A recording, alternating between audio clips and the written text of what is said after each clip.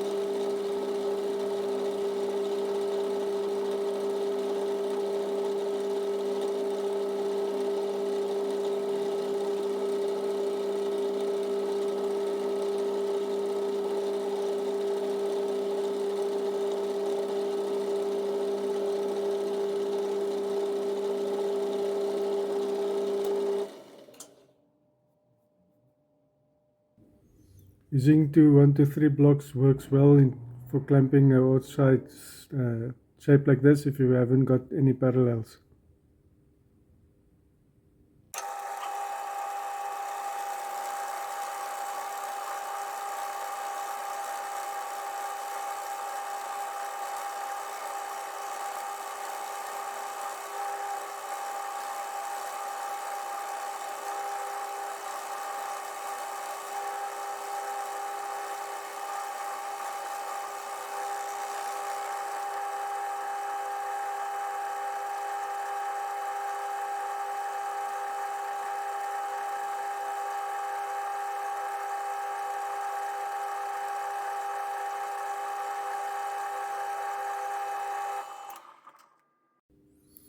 There's a bit of a running on this corner here, so I'm going to take a deeper cut here. All my cuts have been 0.5 millimeters. This one I'm going to make 1 millimeter, see if I can get that corner cleared up.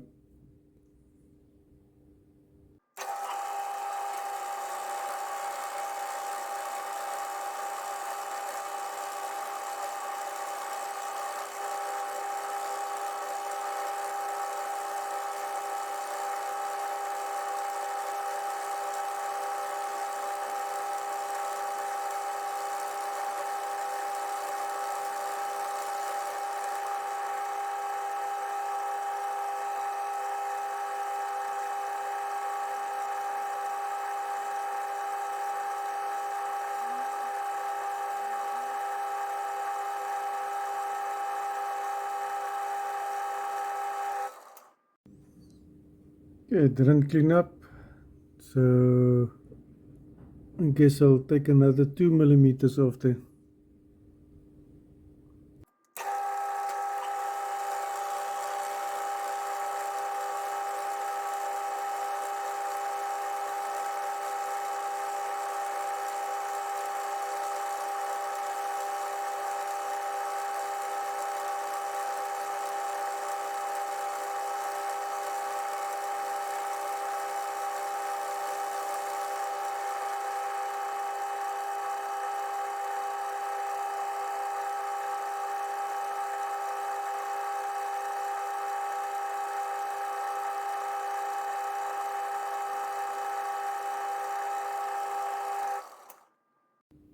Right, I got it now, so I can do the two ends. As you can see, the bottom is not square. Now, in order to get it square, I'm gonna put my square on the vise at the bottom like so. Now, if you put it down and you hold it to the square, you can get it very close to mounting a square in your vise. Now, you always want to make sure that the end that is the tallest goes into the corner of your square. As you can see, the gap is on this side. Now, if you hold it like this, it becomes awkward and difficult to keep the part aligned with your square, especially when you're closing up the jaws and you've got little room to move. Holding it like so, if you apply pressure to the top, it will stay square. But if you hold it like this, you need to have pressure at the bottom, which is not always possible.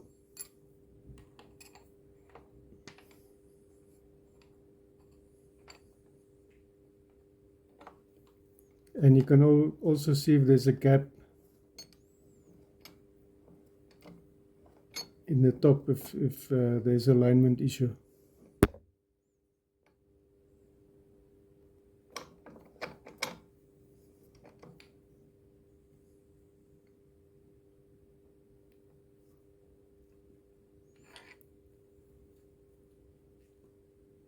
Jaw lift is just enough to release your square. The top of a stock looks like the surface of the moon, very cratered, so I'm gonna go straight for a 3 millimeter depth of cut.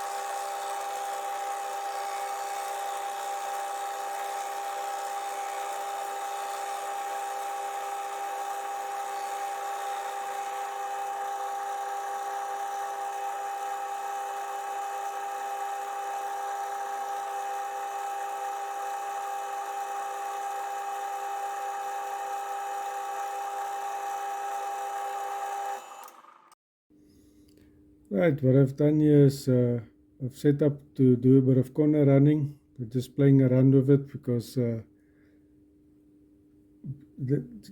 my whole idea with this project is just to have a bit of fun and play around with the tools.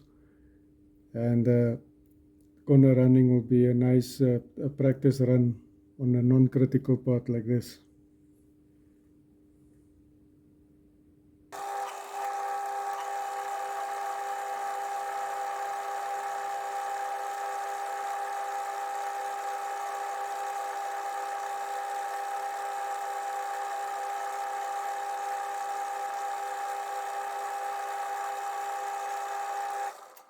I think that one came out very well. So what I've done is I've moved my cutter over so that I can touch right on the edge here on top. I zeroed my DRO accordingly, and that reference I'm keeping for the two sides as well. And then lifted the cutter to zero against this face here, right on the tip. And looking at the cut, it didn't overcut and didn't undercut either. So that is a perfect run. It's always good to have a practice run with these type of tools, especially if you're new to it, on parts that is not very critical. Alright, so now I'm gonna do these two sides. I'll do the alignment off camera. Okay, I'm gonna drill a 10mm hole straight through. Now I had a look at my T-nuts. It doesn't leave me enough room to key this part, so I'm not gonna key it. It really doesn't matter. If you torque it down hard enough, then it won't rotate when I install that hard tube. But anyway, I'm not gonna bother with center drilling it. It's not a very critical hole. The tip is split point, so it should cut straight. And I'm not gonna countersink it or anything. I'm gonna use cap screws, and the reason for not countersinking it is if I countersink it, I need to shorten the bolt. And the bolts that I'm using, I'm rotating between parts, so I don't want to cut the bolt shorter and then find that it won't work somewhere else.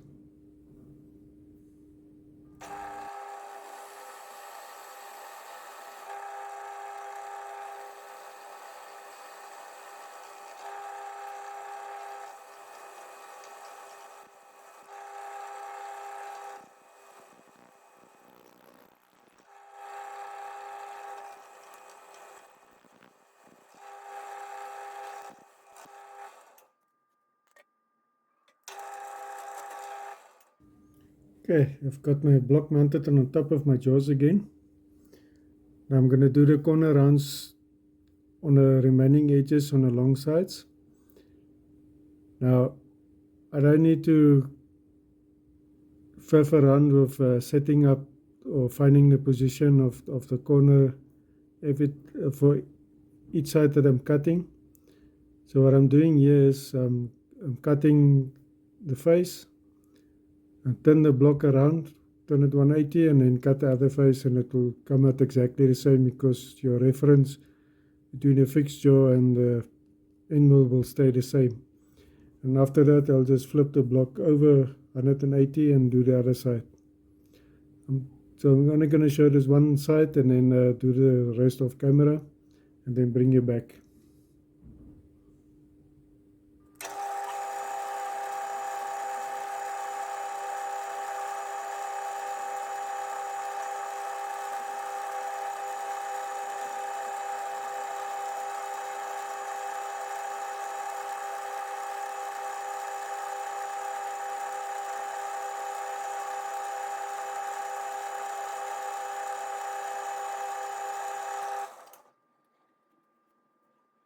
Okay, next or the last step is to drill two holes here and tap them for M5.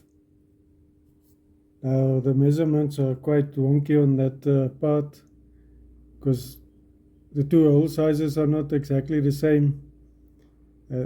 There's I have 5.4 millimeters and 5.56 millimeters, and the distance between the two is also 21.57 millimeters, which is also odd. So I'm just running it off to the closest numbers.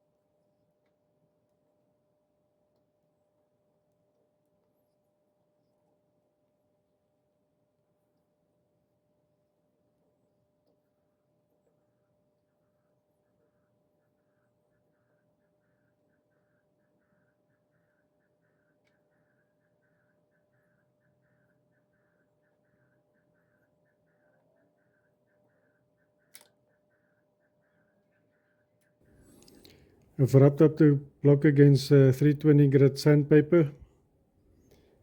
So now it's put in the two screws.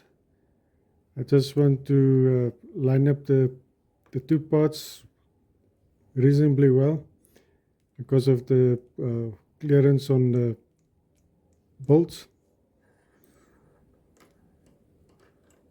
So for that I'm using 123 block.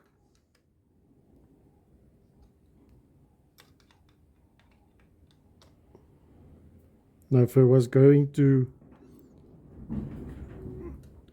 cut in the key on the block at the bottom, I think the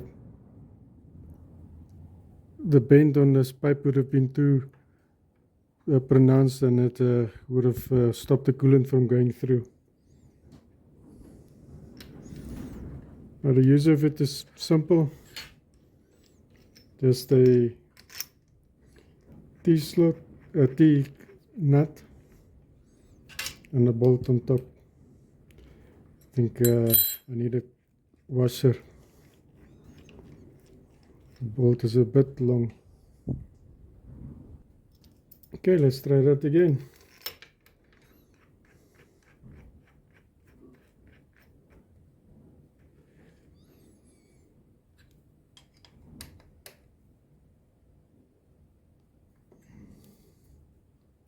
Yeah, it's nice and rigid. It will do the job.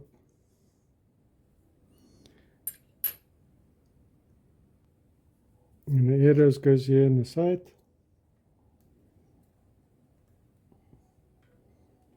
And then this tube will drop down in the coolant.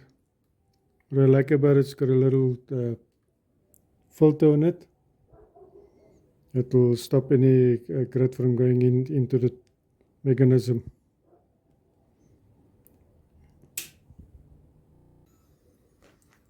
Yeah, I've changed my setup so that the valve is facing outwards. Now what I found is this valve doesn't make a massive difference.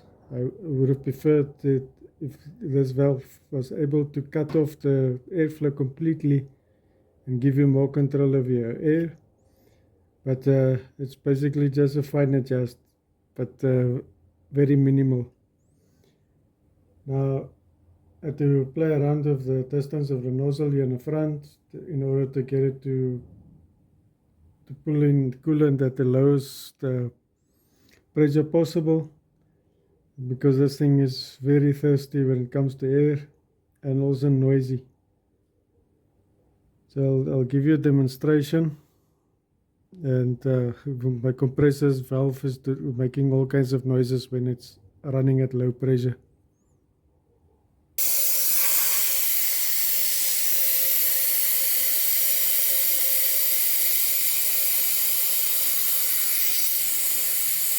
There's the coolant.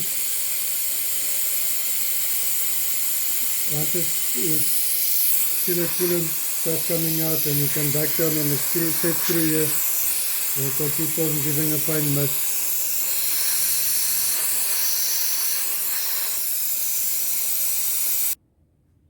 Now this is perfect for keyways and slot cutting, where you need to evacuate the chips around your end mill. So yeah, it's a welcome addition to the shop. And I won't be using it a lot because for video filming purposes it's very noisy, and you will hardly hear the machine.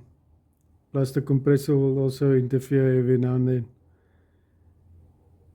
Now I'm currently running this at 1 bar, so but it still uses up quite a bit of air. So the compressor will start up every 2 minutes more or less. So to give you an idea, and it's a 150 liter compressor. Well, I hope you enjoyed this short little project of mine. It was just nice to do a bit of fun machining on it. No real dimensions to work to, just winging it and roughing it out and playing a bit with the corner running end mill and just having a bit of fun. Well, until next time, cheers.